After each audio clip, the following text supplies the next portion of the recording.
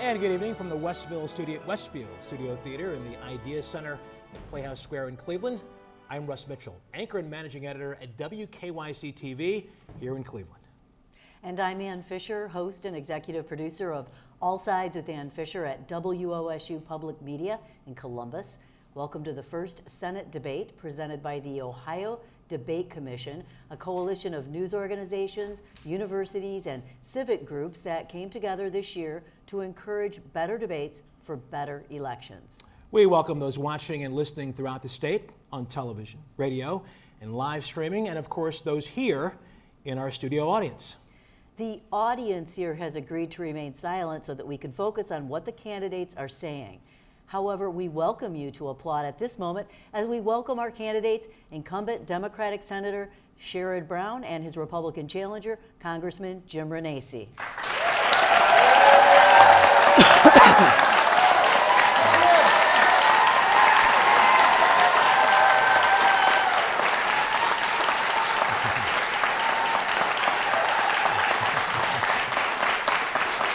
Gentlemen, good evening to you both. The Ohio Debate Commission drafted tonight's format, and these rules have been agreed to by both candidates. Our debate was run, it will be 60 minutes long. Both candidates will have 30 seconds for their opening statements, and then we'll begin with our questions. A coin toss determined that Senator Sherrod Brown will make the first opening statement.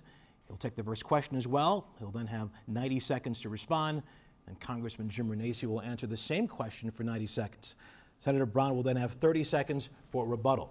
There will be no candidate-to-candidate questions allowed this evening. Candidates will each have 90 seconds for a closing statement.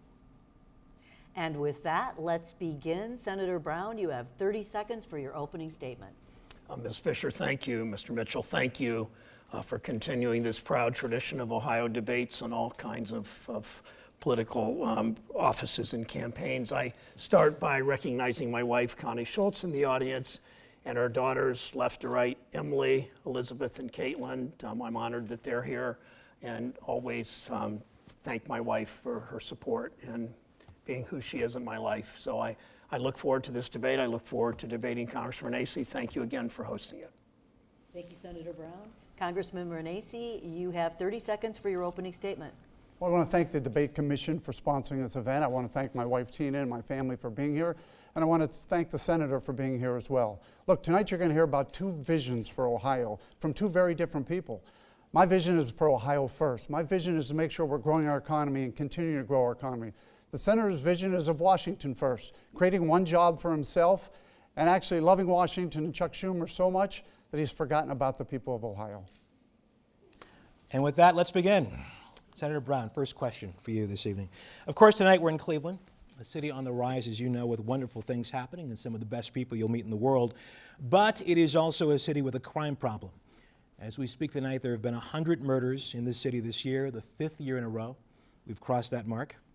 Senator Brown, what can you do better to help this city and others across the state become safer places to live and work? Connie and I live in this city. We live in southeast part of Cleveland. We love this city. We see the city of Cleveland making a comeback. We also, though, know we have a state government that has pulled money out of our city, has not invested in our streets and highways, has not invested in our police. One of the reasons and police and fire, one of the reasons the Fraternal Order of Police have endorsed me is because of my support for law enforcement, also my support for going after the root causes of crime. We know that in this city, not far from our neighborhood, in fact, the zip code we live in, 44105, had more foreclosures in the year 2007 than any zip code in the United States of America, in large part because of Wall Street greed and what happened in housing and what happened 10 years ago to our economy. We need to invest in good jobs. We need to invest in our cities. We need to invest in infrastructure. I worked on a plan with 4 other senators to fulfill the president's promise, which he has not really introduced yet, for $1 trillion in infrastructure spending over 10 years, paid for by closing tax breaks, and that would help our police and fire and public schools and help in this housing crisis. 1/4 of people in this country who rent 1/4 of people who rent in this country spend half their money, half their income on housing. That means one thing goes bad in their lives turn upside down. This federal government has paid little attention to housing. State governments paid little attention to housing. That's where we need to invest, in housing and what else we do. Thank you very much. Congressman Renacci. Thank you. And again, my heart goes out to the people here in Cleveland and some of the issues that we have. And I've said that all along. I made my home Ohio many, many years ago, 35 plus years ago. And it's because I love this state and I love what's going on here. But I do think we need to look closer at our cities. And it's one of the things I've done. As a United States Congressman, we set up an organization called Opportunity Cleveland. That's the difference between someone who talks and someone who gets things done. We put a group together who actually started looking at the inner city and looking at opportunities for mentorships, for jobs. The best way to be able to change this city is to be able to make sure that our children and grandchildren, our young adults, have those opportunities. They have their opportunities to see mentors just like I did when I was growing up. I came from a very poor family, poor situation as well. But I also had mentors throughout my life and opportunities to see jobs. Whether it was working on a car, whether it was working on a road crew, I had mentors along the way that was able to guide my life. And those are the kind of things we need here in Cleveland. And that's why I was so proud to start the Opportunity Cleveland Group, to be able to put people together and match up young adults with opportunities for mentors, match up young adults with opportunities for seeing jobs and seeing opportunities. That's the opportunity. But the difference is I'm here. I'm out here. I come back and I get involved with the community. The difference between me and my opponent, Sherrod Brown, is he loves Washington so much, and Chuck Schumer, he's forgotten about Ohio. He's been there for 25 years. Congressman, thank you. Senator Brown, a 30-second rebuttal. Talk about what I've done the last 4 or 5 days. Well, a week ago, my office hosted 500 women in Cincinnati in our 4th annual women's conference, women engaging in the community to help this community. Just this past weekend, 600 students from 35 schools, university students from 75 schools around Ohio came together in our Propel Ohio conference to help those students engage and plan for the future and help this community. Just recently, My Brother's Keeper, we just did our statewide convention with My Brother's Keeper. Senator, 30 seconds. Thank you very much. Congressman Renacci, Senate Democrats last week forced a vote to support the rollback of a U.S. Department of Labor rule that allows for the sale of so-called junk health care plans that, among other things, could deny coverage to people with pre-existing conditions and would not cover prescription drugs and emergency room visits. Where do you stand on pre-existing conditions, emergency room coverage, and prescription coverage? Well, healthcare is a big issue for me, and let's face it, when I travel the state, whether it's Mary, who I met in my travels, who said, Congressman, I can't afford my healthcare, and even though I struggle for the payments, I can't afford the deductibles. Or it's John and his family, as I traveled over in the Youngstown area, who said, Congressman, I can't afford this healthcare dilemma. I can't afford it anymore, and my kids, we have problems with deductible. I do believe we have to have healthcare for Ohioans, but we have to have affordable health care. And that affordable health care has to include coverage for pre-existing conditions. It also has to include allowing our children to stay on that policy till age 26. And it has to include making sure the caps are eliminated on illnesses. That's the type of health care that I have supported. But at the same time, we have to have health care that is affordable. We have to have health care that not only takes care of those in the low safety net, and I'm a big believer in that, Medicaid, we need to make sure they are covered. But we can do that better because we can't bankrupt our country trying to do it. And the rich are going to be okay. I'm more worried about those in the middle that are struggling every day to try and make not only ends meet, but able to pay for that health insurance. Our health insurance, since the Affordable Care Act, has gone up 132% in this state. It's unacceptable. And John, who I met the other day and was driving me, said to me, Congressman, I make less than $50,000 a year. I can't afford my health care, and you're penalizing me for it. I said, not me. 185,000 people in this state, 185,000 people in this state had to pay a penalty because of their health, not being able to afford their health insurance. Senator Brown. Start with this. Governor Kasich, a Republican, I'm a Democrat, worked together on the Affordable Care Act and then to expand Medicaid and ensure hundreds of thousands of Ohioans, in fact, 200,000 Ohioans right now are getting opioid treatment because they have insurance through the Affordable Care Act and Governor Kasich and my expansion of Medicaid. But you know the biggest problem is, of course, the price of health care. Yet Congressman Renacci has voted more than 20 times to repeal the Affordable Care Act. And you know what that vote did? That vote also took away the consumer protections for pre-existing condition. That means because of his vote 20 times, because of the efforts of special interests in Washington, insurance companies can decide to deny care to people with pre-existing condition. There are 5 million Ohioans, including, I would assume, more than half the people in this room. There are 5 million Ohioans who have a pre-existing condition now. Cancer, osteoporosis, high blood pressure, Parkinson's, a number of various ailments. 5 million people, and they would be, if Congressman Renacci has his way, they could lose their coverage. In addition, the most important driver of higher health care costs is the cost of prescription drugs. Yet this Congress, because frankly, they're in the pocket of the drug industry. The White House looks like a retreat for pharmaceutical representatives, pharmaceutical CEOs. The fact is that this Congress will do nothing to go after the high price of drugs. You can't restrain the cost of health care until you go after drug prices and you protect people with pre-existing conditions. Congressman Renacci?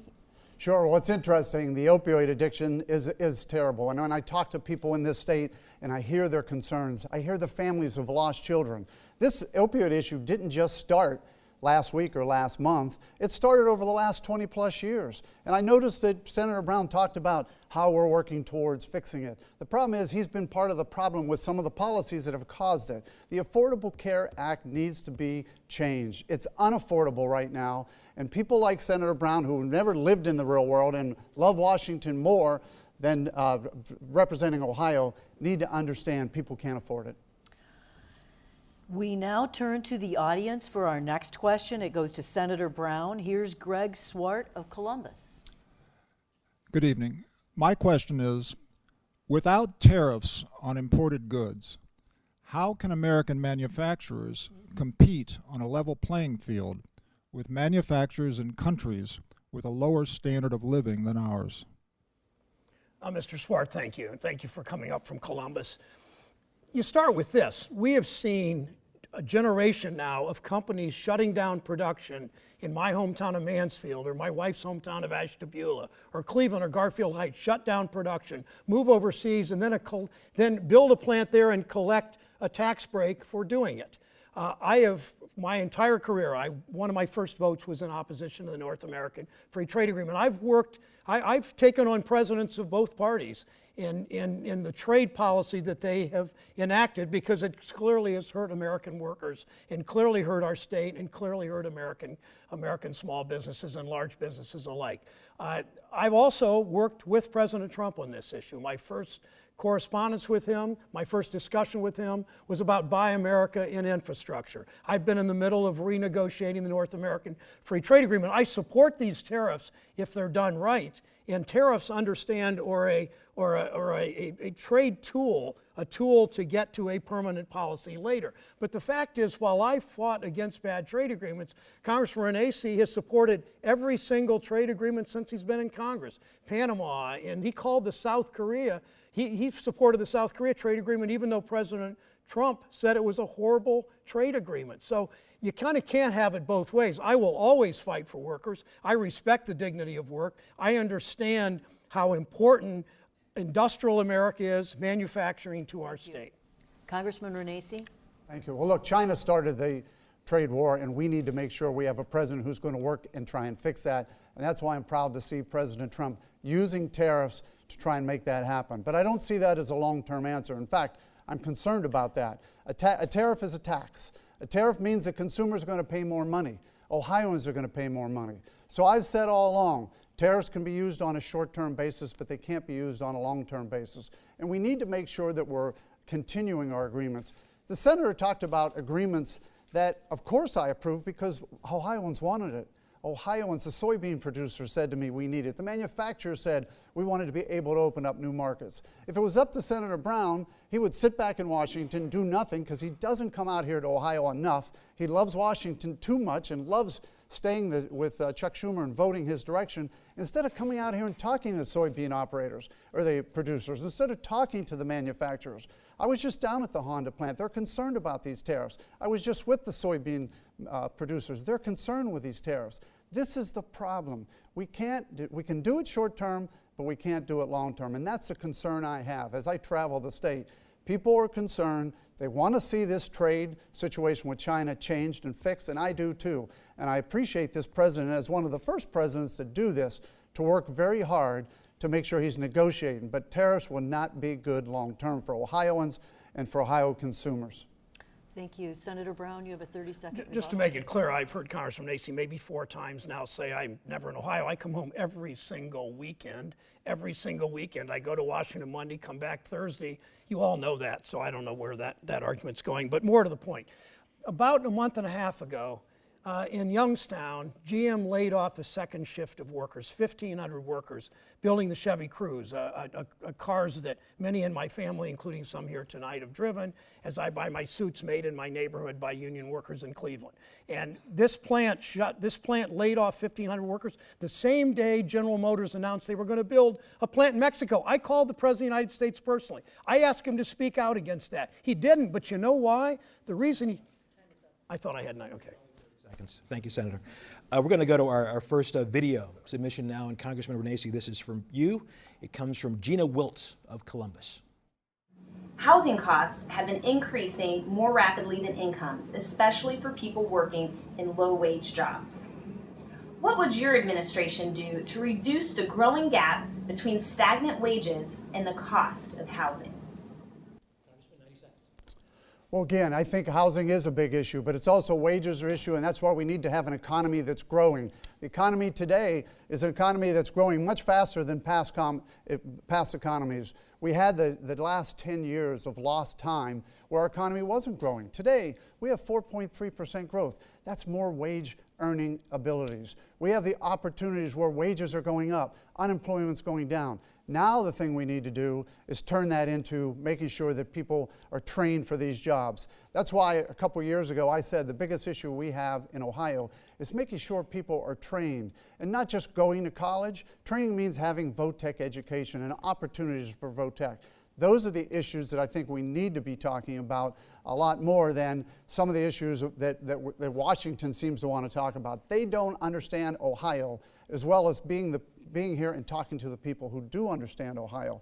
I think in the end, we got to continue this job growth. We got to continue to make sure Ohio is growing. We got to continue that Ohio is first and our jobs that our skill set continues to allow people to have good paying jobs. Whether it's a skill set as a welder, whether it's a skill set as a bricklayer. These are opportunities in Ohio, which will also allow for individuals to make more money and create the opportunity to afford housing here in Ohio. Senator Brown, 90 seconds. It's hard to detect a lot of interest in higher wages for working class people when my opponent called the federal minimum wage ridiculous. Not ridiculously low, but ridiculous that it exists. Yesterday, Connie and I were at a neighborhood picnic. And I met a gentleman, I believe he lives in Parma. He works in Parma. His name's Chad. He's a diesel technician. And we talked about his past, his background. Maybe he's my age, more or less. I'm not sure how old he is. But what Chad said was Chad wanted to go straight to school because he wanted to learn that trade. And he knows diesel mechanics are very much in demand and can make decent wages. The problem is he had student loans he had to pay off. So whether you go to Lorain Community College or Sinclair, or whether you go to Ohio State or John Carroll, or whether you go into a trade school like that, student loans are a problem. And we've got to, my opponent literally voted against 25 million Americans. The banks didn't want him to vote for it. I suppose that's why. He voted the other side for 25 million Americans to have their student loan interest rates reduced, because the banks didn't want them to be reduced, so he sided with the banks instead of with these 25 million students. Many people want to go to trade school, many want to go through career centers, many want to go to community college, many want to go to four-year schools. They should have that choice. We shouldn't put our thumb on the scale, but we should help them with their costs of going to school, period. Congressman, 30 seconds. Well, what's ridiculous is the federal government, as my opponent wants to say, has all the answers, and that's what I said about the minimum wage. The minimum wage is a state issue, and states should be looking at it. The federal government setting a minimum wage when we have different states and different costs is ridiculous. And by the way, when we talk about bailouts and listening to the banks, the senator supported the bailout. He voted to bail out the banks, and in 2010, he didn't vote when we wanted the bailouts to be stopped. He's the individual who is supporting those banks. By the way, $27 million in funding that he's received, Thank and you, a lot of it Thomas. is from the bank. So he should Thank be very you. careful when he talks about Thank who's you, receiving Congressman. money. Thank you, sir. Senator Brown, the Intergovernmental Panel on Climate Change last week issued a report that warns if greenhouse gas emissions continue at the current rate, the atmosphere will warm up by as much as 2.7 degrees above pre-industrial levels by 2040, bringing worse food shortages, wildfires, and massive coastal flooding. The report said that the use of coal for electricity would have to drop from nearly 40% today to between 1% and 7% by 2050. What's your reaction to the report? What do you think could be done to avert the crisis? My reaction to the report is it's solid. It makes sense. Congress and the White House have been derelict in their duty to address climate change, perhaps, certainly perhaps the greatest moral issue of our times because of the future of the health of our planet. We never should have pulled out of the Paris Accords on climate change. We know that we have seen weather patterns change dramatically. And I've been around this state. Ohio, to create wealth in a state, you either grow it, you mine it, or you make it. And Ohio does all three. We're a good farm state, we're an energy state, and we're a manufacturing state. I've seen it all in Ohio. I've seen the wind turbines in western Ohio in Paulding County. I've been to Toledo and many times been to First Solar. I know we mine coal in southeast Ohio. I want to do all of the above, but unfortunately, this Congress decides it's way more important to subsidize fossil fuel than it is to invest in wind, and to invest in geothermal, and to invest in solar. Toledo's one of the major solar manufacturers in the whole country, yet our state government and our federal government continue to be in the pockets of the fossil fuel industry, repealing renewable portfolio standards, all of those things that we as a state and we as a nation ought to be focused on. The report is mostly accurate. We need a Congress that's going to invest. Thank you, Senator Brown. Congressman Renacci? Well, thank you. And look, I support clean environment, I support clean water, I support clean air. But I also support an all of the above.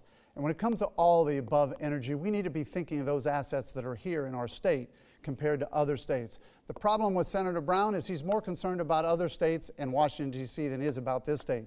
This state has natural assets in coal and in gas, and we should be looking at that. Those are jobs.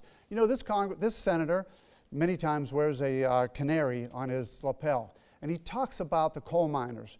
My grandfather was a coal miner. My grandfather was a proud coal miner. And if my grandfather was alive today, you know what he would say? Senator Brown, you don't support me. You don't support me as a coal miner. You wanted to bankrupt one of the industries here in this state, which is important to this state. So yes, we do have to look at all of the above. And we have to make sure we're looking at our own resources as well and those that are beneficial. At the same time, all of the above, wind, solar, all of those are necessary. And I'm a believer that you can't just walk away from the coal, clean coal. You can't walk away from the natural gas, clean natural gas that's here and an asset in Ohio. So I'm a big believer that we need to continue to search for all the above, even nuclear. All of these should be looked at because we need to be competitive. And at the same time, you eliminate coal and natural gas like the senator would like to do, and energy costs from hardworking Americans are going to go up. Electric bills are going to go up. Let's be prudent. Let's do what's right. Let's quit worrying about voting with Washington, as my Senator colleague here does, and let's make sure we're voting with Ohioans. Senator Brown, 30 seconds. I do wear this canary in the birdcage to symbolize my support for mine workers, my support for all workers, my support for the dignity of work. The fact is, I led the charge a couple of years ago to restore the health care for retired mine workers. Senator Manchin in West Virginia and I led the charge to do that. I then, right now, am the co-chair with Senator Hatch, a very conservative Republican from Utah, to restore the pensions for 60,000 workers in Ohio. I support mine workers, they support me, but the important thing is I support them and will continue to. Congressman Renacci, this question is for you. We live in a time of great division in this country. Civility does not exist anymore in some circles. In some cases, intelligent discussions on disagreements have been replaced by angry words and destructive actions on many sides. We see this coming from Washington and beyond, and many people in this country are concerned and scared. As a United States Senator, what would you do to help bring this nation together? Well, absolutely, and that's one of the reasons when I went to Washington I was so frustrated. I got there, and my first hearing, I hear Republicans and Democrats arguing with each other and calling each other names. The civility, the issues were a problem. So what I did is I reached out in my first hearing and I spoke out and said, look, we can't continue to do this. I didn't come down here to fight with Democrats. I came down here to get something done. And I was proud that a colleague from the other side walked over to me, John Carney, he's now governor of Delaware, and said to me, I agree with you, Congressman Renacci, we need to work together. We started a bipartisan breakfast the following week that now has been going on for 8 years. That bipartisan breakfast includes 13 Republicans and 13 Democrats. We need to be able to work together. We need to be able to come together and make some decisions. And that's why, if you look at my record, I'm one of the 18th, I think it's 14% most bipartisan members of Congress, versus my opponent who's extremely on the other side. He's one of the 38% most partisan members. This is the problem. If you're going to just continue to vote 97% of the time with your party, 96% of the time with Chuck Schumer, Senator Brown loves Washington so much, and Chuck Schumer, that he votes 97% of the time with them. We need to be able to work together. I have a proven record of doing that in the Senate. I will start that exact same breakfast up, work across the aisle, get things accomplished. Over 15 bills made it to the House, Senate, and were passed out of that bipartisan group. I'm proud of that, and I'll continue to do that in the Senate. Senator Brown. Yeah, journalism school, doing a study of work in the Senate, found that I had more bills passed than all but 3 other members of the United States Senate, which obviously means they're bipartisan legislation. I talked about what I do in Ohio, bringing women together, bringing college presidents together, bringing people in the community together, students, doing all that. But let me talk for a moment about the work in Washington about bringing people together. I'm one of the major architects of the Farm Bill. I'm the only I'm the first Ohio senator in 50 years to be on the Agriculture Committee. I grew up milking Guernsey cows on our farm.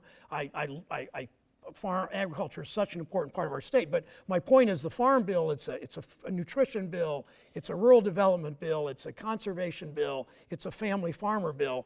We put together a coalition. We got 86 senators, more than ever in a farm bill, to vote for it. And we're working it through the House now. It's more of a challenge because the House of Representatives, you can see tonight, is so partisan. But let me ask Congressman Renacci a question about this. Perhaps the most divisive thing in our society now is what our government did to rip those children from their families in the border. Congressman Renacci was just with President Trump campaigning for him in Southwest Ohio, and I would hope Congressman Renacci would, and I'd ask him tonight, to use his connections, his friendship. He says the president got him in the race. He loves President Trump. Use his friendship to convince the president to pay attention to these children who are snatched from their family. Because Senator, our time is up, and as you know, the rules are you can't ask questions to each other, but Congressman, you do have 30 seconds. Yeah, I would hope Senator Brown would start paying attention to the questions and answer them. It was on the Farm Bill and farming. And again, Senator Brown supports waters of the United States, a terrible bill that hurts farmers. Senator Brown has also supported not eliminating the death tax, which hurts farmers. I'm considered a friend of the farmer. He might be talking about voting or supporting a farm bill, but he supports whatever Chuck Schumer and Washington tells him to support 97% of the time. He doesn't represent Ohio farmers. I do. Thank you, sir. We now have another video question, Senator Brown. This one is to you. It comes from Kara Ayers of Mason. 1 in 5 Americans have a disability. A recent survey shows that 74% of likely voters are impacted by a disability. I'm interested in one specific policy that you would implement to improve the outcomes and opportunities for Ohioans with disabilities. Senator? Kara, thank you. And I will go back a little bit on that question. Many years ago, I was Secretary of State of Ohio. And one of the focuses of our foci of our work was to make sure that the ballot was open to everyone and that polling places were open to everyone. And I led the charge to make Ohio polling places voter accessible. Now, we've seen all over the country Republican efforts to suppress the vote and make it harder to vote. We see all that, but one of the things I did back then was I went to the McDonald's Corporation. It shows the kind of way I reach out to business, to labor, to civil rights groups, to everybody. I went to the McDonald's Corporation and asked them to print tray liners. They printed 1 million tray liners to put on plastic trays when people were going to McDonald's. And we had thousands of voter registration forms returned to the Board of Elections with ketchup stains and mustard stains, but they could still register to vote. But beyond that, that's sort of the past. What I want to do in the future, especially on housing, because this government is underfunding public housing. We're seeing far too many people are on a waiting list, low-income people, but people that are working hard, playing by the rules. They just don't have enough money to afford a decent place to live. And our federal government's turned their backs on Kara and Mason and people all over this country in providing housing. And if housing is life, if you don't have a clean, affordable place to live, everything else goes wrong. So our focus, particularly for the disabled, should be on what we do on housing. Thank you, sir. Congressman? Thank you. Look, our focus should be on the disabled and making sure that not only disabled, but Medicaid dollars are there for those in the safety net. I'm a big proponent of that, and I think we need to make sure we have that. We need to make sure that we're taking care of the elderly, the indigent, the handicapped, and the children. That's why I support Medicaid dollars, but I also support a Medicaid dollar being sent to the states so the states can take care of those that need it best. The states understand better the needs of what's going on in their state, not the federal government. Too often we have people in Washington who only worry about the next election. The biggest problem with career politicians like Senator Sherrod Brown is he worries about the next election. He shows up right before the next election and starts talking about bills. He forgets about the people here in Ohio. He loves Washington too much. What he needs to do is really come back here and start talking to those that are disabled, the elderly, the children. I've been going around this state. I haven't seen him one time as I've traveled the state talking to hospitals. I've been talking to the indigent, the elderly, and I know that they need to make sure that safety net is protected. I'm going to continue to do that. But at the same time, we have to make sure that we're more efficient. We have to make sure that we're giving those dollars to the states so they can be more efficient. This isn't about Washington, who, again, the senator in Washington, they just like to spend money. We need to make sure we're spending it properly and taking care of that safety net as well. Senator Brown, you have 30 seconds for rebuttal. That Congressman Acey brought up Medicaid. My dad was a family doctor in Mansfield, Ohio. Every doctor understands the dictum, first do no harm. Yet Congressman Acey he voted 20 times against really his own governor, Governor Kasich, in his expansion of Medicaid, voted 20 times to take away Medicaid for the disabled, for people in opioid treatment across the board. These are mostly working families making low income but getting health insurance because they couldn't afford it. Thank you. We have another audience question from William Tarter of Broadview Heights. Congressman Renacci, you'll answer first. Good evening. Student loans are a financial albatross to millions of young Ohioans who delay decisions such as getting married, buying a house, or having children because of their debts. If elected, would you consider a student loan forgiveness program to help attract, retain, and relieve the stress on Ohioans whose lives are affected by massive student loan debts? Thank you, William, for your question. And one of the problems in Ohio is we're the #1 state for student debt because we have pushed all of our children and grandchildren into saying the only way you can be successful is to go to college. What we need to do is start looking at other opportunities and making sure we're looking at those VOTEC education opportunities. When it comes to student debt, I had student debt. I understand what it means, probably much different than my opponent, Sherrod Brown, who went to Yale and I believe was the son of a doctor. I was the son of a railroad worker. My mother was a nurse. We could barely make ends meet, but I knew what working hard and doing the right thing meant because my family gave me those values. And at the same time, I knew that sometimes student debt was out there and was needed to be able to get through school. But we have used student debt in so many of the wrong ways that we are leaving the kids are coming out of college without a degree with student debt, and at the same time, there are people who are having so much student debt coming out of college, they can't afford to pay it back. Yes, I do think we need to look at the entire system. This is a system that's been built for years by career politicians like Sherrod Brown, who continue to just say, we got to have student loans, but here's what we got to do. We got to refine the system. We got to make sure that student loans are used properly. When I went to school, it was for books and the tuition. Today, student loans is growing in too big of a number, and it's because we have allowed the federal government to continue to say, use these loans for everything. Let's make sure we're looking at these student loans. Let's make sure that we're giving programs to forgive, and let's make sure we're moving in the right direction. Senator Brown? Thank you. And Mr. Charter's right. So many people with huge student debt, or they put off having a child, they or put off marriage often, having a child, they sometimes don't buy a house as a result, and many times they don't start the business that they always dreamed of when they were younger to go out and start because of the debt. So what do? First thing we do is we try to lower the interest rate on these student loans. Congress tried to do that. These were private loans, these weren't federal loans. Congress tried to do that, but the banks, Wall Street came in and used its power with the majority party and was able to defeat this effort to lower the interest rates and therefore lower the monthly payments for 25 million. That would include probably, I don't know the numbers exactly, probably 1 million in Ohio, but 25 million nationally are paying higher interest rates because Congressman Renacci and his leadership in the House of Representatives so close to Wall Street.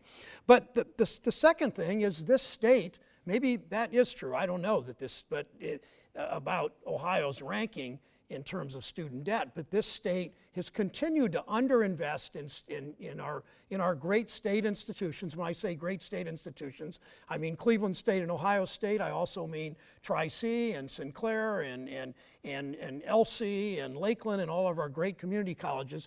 And it means we underinvest in helping students that want to go a different route, to learn a trade, to be a welder, to be the diesel mechanic that I talked about earlier. So it's pretty clear. Okay. Congressman Renacci, 30 seconds.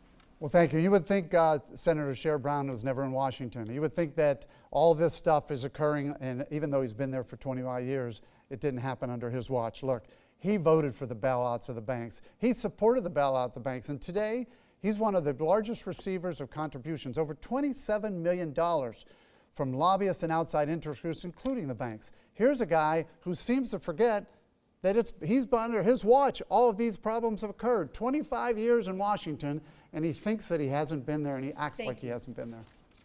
Senator Brown, this question is for you. Over the summer, Immigration and Homeland Security agents raided 2 businesses in Ohio, arresting a total of more than 200 suspected illegal immigrants. Supporters of these raids said if they are illegal, they're breaking the law, and they should be deported. While opponents said that many of these workers had been law-abiding, tax-paying citizens for years, and taking them away from their families, including their children who were born in this country, was cruel and unnecessary. Senator Brown, do you support raids like the ones we saw this summer in Ohio? That's not the right priority. I take a backseat to no one in border security in terms of hiring agents at the border, using technology, using helicopters, whatever, to keep our country safe. But I understand that our immigration system is broken. 13 million people here that are without documentation. We're not going to deport all 13 million of them. We shouldn't do that. But here's the difference: is this government goes after people. It doesn't go after the lawbreakers. I mean, our immigration enforcement, our deportations should be people who have broken the law, people who have committed theft, people who have committed physical crimes, people who have committed crimes generally. You don't prioritize by going after and deporting people who are working hard, who are paying their taxes, who are active in their church, who are raising their family, who are doing things in their community. If someone's been here 10 years working in their community, working full-time, supporting their family, why would we deport them instead of going after people that have committed crimes? And I conclude with this, that the worst part of this immigration issue, the one we're addressing the worst,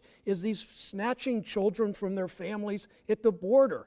Yet Congressman Renacci won't, I know I can't ask questions here, Mr. Mitchell and Ms. Fisher, but I guess I'd just like to pose to Mr. Renacci, what's he do in his conversations with President Trump? They're really close, they're personal friends. I assume he spends a lot of time at the White House with them. Ask him some questions about Your time is up, Senator. Nice one there. Congressman Renacci, you have 90 seconds. Well, one thing I think that the senator seems to forget about, and again, these problems didn't just occur. I keep saying this. He's been in the Senate for 25 years. His party actually had the House. It had control of the Senate with 60 seats, and it had the presidency. And yet they didn't fix immigration. They didn't find it to be that important back then. Here's the problem.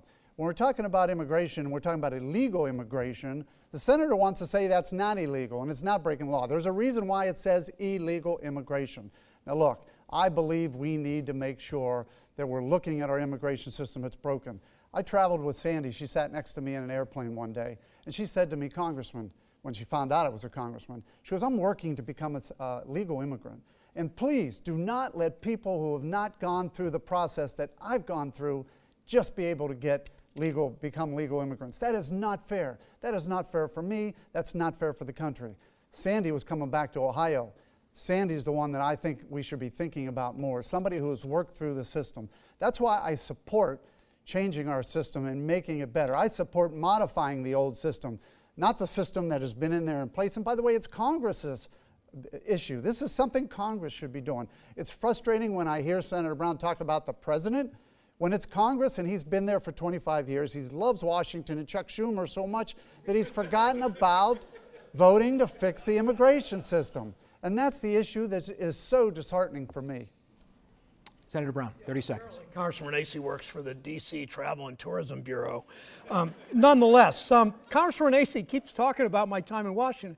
He's hardly a newbie in this, number one. Number two, he's been in the majority party since the moment he came to Washington. The Republicans control the White House, the House of Representatives, the Senate, the United States Supreme Court, yet they can't seem to get anything done on immigration or on wages or on trade or on health care or on climate change.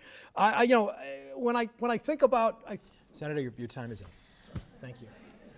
Congress agreed on one thing recently, massive bipartisan legislation to address the growing opioid crisis, which now takes roughly 150 lives a day in the United States. Public health experts and first responders, however, say the measure lacks the steady, long-term funding needed to stop the spread of addiction. They say grant-style awards for pilot programs are a disincentive to organizations to make long-term investments. How do you respond to their concerns? Well, my heart goes out to this opioid crisis. And again, this opioid crisis just didn't happen last week, last month. It's happened because of policies of Sherrod Brown in Washington over the last 25 years. Let's talk about some of those policies. When I talked to John, by the way, I started an opioid task force. I came back home. I took people who have actually been addicted and then have recovered. The other group was families who have lost their children. The third part of that group was healthcare facilities that are caring for those. And here's what I learned. When it was John, who was an addict, he told me the biggest issue we have are the policies that say you have to go to college. When he found out, he didn't want to go to college. Guidance counselors were telling him, you know why? The funding for high school education was pushing people to only go to college. And what he did, he turned to drugs. Or Michael, who was a successful businessman. What happened with Michael was, he opened up that medicine cabinet and found drugs, extra opioid pills that his mother had. That was a terrible situation because what he did in some tough times is he started down that path. When you talk to these individuals, you find it's the policies that are concerning. We can't have policies, number one, that tell our children the only way you can be successful is to go to high school. We can't have policies in Washington that say you've got to prescribe to get rid of pain, 100% pain. These are some of the issues. But the problem is, Sherrod Brown loves Washington so much and Chuck Schumer that he continues to vote with those policies instead of trying to change those. That would be my goal. Let's take a look at all of these. And by the way, when it comes to healthcare facilities, they need more than 6 months, which is another issue. Thank you. Senator Brown? Ms. Fisher, as you know, 11 people in Ohio, if it's in the average, 11 people died yesterday from opioid overdose. 11 people died today. 11 people will die tomorrow. 11 people will die Tuesday. And it's so important. I appreciate Congressman Renacci's support of dealing with this awful opioid public health crisis. I've worked on a number of bills with Senator Portman, including a bill that we attended together, the White House signing ceremony for, to keep fentanyl and carfentanil out of coming across our border. We've worked through the Postal Service to try to do it. We've worked with local police officers. One reason I think one of the reasons that the FOP endorsed me. We also need to do job training as we do opioid treatment. I'm working with a senator from West Virginia, a Republican, on that. We have taken Bridget's Path, this innovative one of 2 facilities in the entire country that pays special attention to babies born of addicted mothers. We got that into law so that can be replicated around the country. I know Columbus and Councilmember Brown is working on that issue also now, and I'm proud of that. But here's the thing. When you think about dealing with opioid addiction, first, do no harm, as I'd said earlier. I was at the Talbert House in Cincinnati. One of the times I was with Chuck Schumer. I was at the Talbert House in Cincinnati with a man who told me, next he put his hand on his daughter's arm and he said, my daughter would be dead if it weren't for Medicaid. Congressman Renacci, you've voted 20 times to take away Thank you. Medicaid. Congressman Renacci, 30 seconds. Well, not as he's spending too much time in Washington with Chuck Schumer, now he's spending time in Ohio with Chuck Schumer. Look, that's the biggest problem. That's the biggest issue. But here's what I said. Let's talk to the people. The facilities need more than 6 months to recover. And here's another thing that I found from my group. The parents who lost their child, you know who the first person that child ran into after they left that facility? Was the drug dealer. We need to be looking at all of these issues, not this Washington talk about money and this. Ohio's got plenty of money. As Senator said, we have Medicaid expansion. Thank you. And Your look what's time's up. happening. Senator Brown, many people on both sides of the aisle, though for different reasons, say that the recent confirmation hearings for Justice Brett Kavanaugh were a low point for the Senate and for political discourse. In retrospect, how should they have been handled differently? I opposed. I met with Judge Kavanaugh. I researched his record. I made a decision to oppose him early, before Dr. Ford's testimony. I believe Dr. Ford. I think there's no question she was telling the truth. But I opposed that nomination because he and his record in the sitting Supreme Court have put their thumb on the justice scales to support large corporations and outsource jobs, over workers to support Wall Street, over consumers to support health insurance companies in their fight to get rid of the consumer protections for pre-existing condition. So I wish these were to be different. I don't know how the Senate does it differently. I think the fact that they rushed it through, they didn't allow tens of thousands, hundreds of thousands of pages of documents from Judge Kavanaugh's time working for President Bush. They didn't allow the investigators to speak to a number of people that Dr. Ford asked them to, the FBI investigators. So I think this Senate system of confirmation needs to highlight more the history of these judges on how they have decided in the past as judges and explain those issues so the public could in fact see that Judge Kavanaugh was again going to make this corporatist Supreme Court even more supportive of corporations over workers and consumers. Thank you. Congressman Renacci? Well, thank you. And again, it was a low point for the Senate. It was hypocrisy at best. It was a Democratic Party that decided to tear down a poor man who actually gave a very compelling speech as well. Look, Dr. Ford gave a compelling speech, and so did the judge. In the end, they set a standard of conduct. The Democratic Party set a standard of conduct, and they said if you meet that standard of conduct, an unsubstantiated claim you cannot serve in Washington, shame on them. They better start looking at their own people. I've said this all along. If you're going to set a standard of conduct for unsubstantiated claims, you better start setting a standard of conduct for substantiated claims.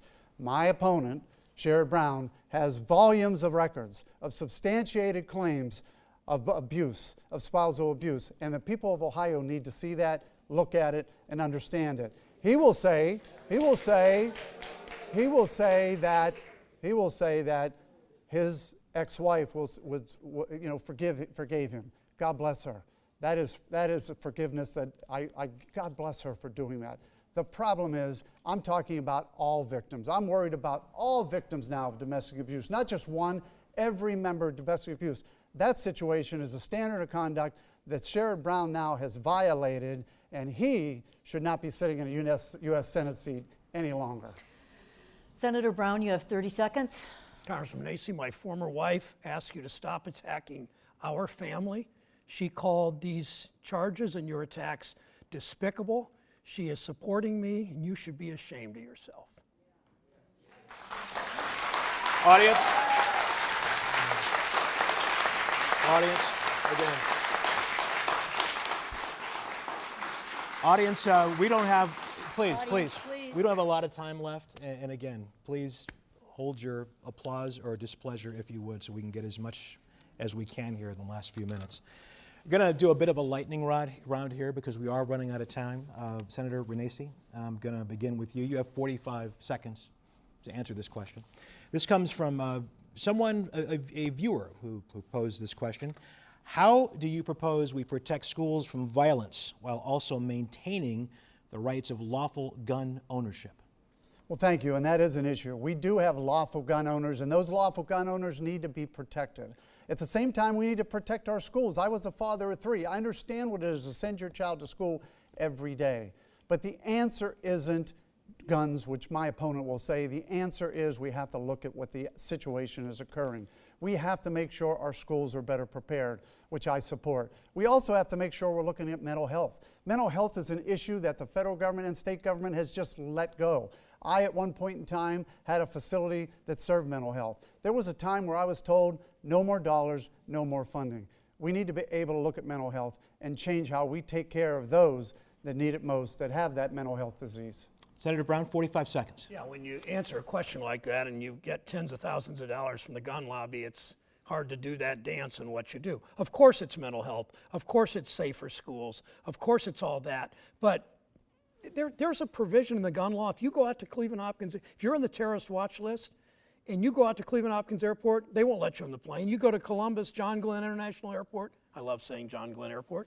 They won't let you get on a plane, but you can buy an assault weapon if you're on the terrorist watch list. And the Congress refused to close that loophole because so many members of Congress are in the pocket of the gun lobby. Thank you. We have come to the point in this debate for closing remarks. By prior agreement, the candidates will follow the same order as opening remarks. And a reminder, candidates, you each have 90 seconds for your closing remarks. We begin with Senator Brown. When you love your country, you fight for the people who make it work. When I get up every day, I'm ready for that fight for Ohio workers. Whether you punch a clock, whether you swipe a badge, whether you work for tips or for a salary, whether you're raising children or whether you're taking care of an aging parent. And people are angry because people have seen what this country's done, what this government's done. I talk to people all the time at the grocery store, picking up a prescription for Connie at the drugstore, at a plant gate or a school or an office building.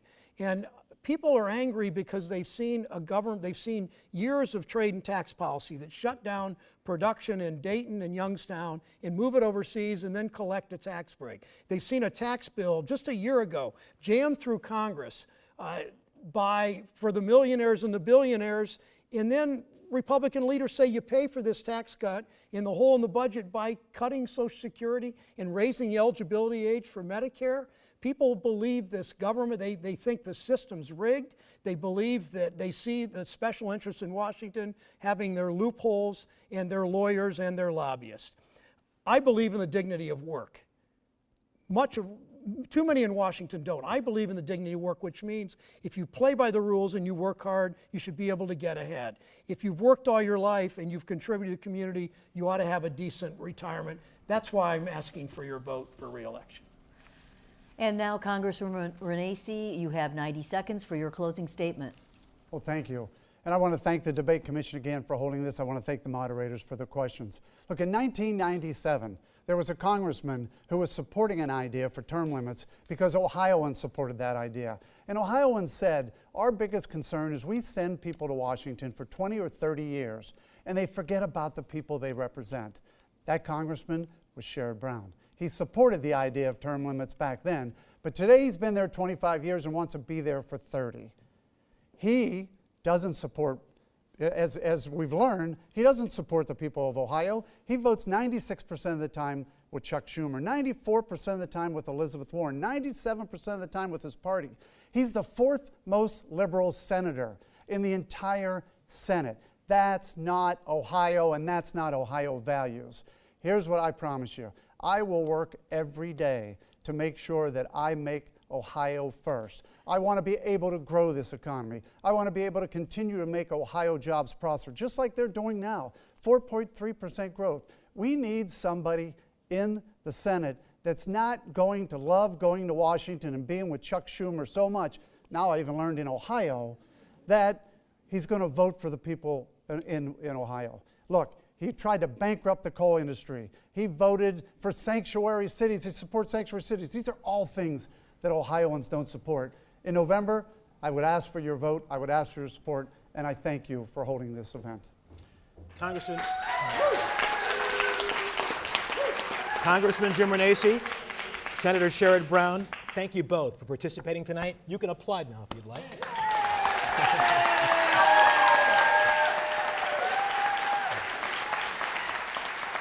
You have been watching the Ohio U.S. Senate Debate 2018, brought to you by the Ohio Debate Commission. On behalf of my colleague, Ann Fisher of WOSU, it's been a pleasure working with you. Thank you. We'd like to thank our studio audience, who for the most part behaved tonight, and everyone who was listening this evening. I'm Russ Mitchell. Again, thanks for watching, and good night from Cleveland.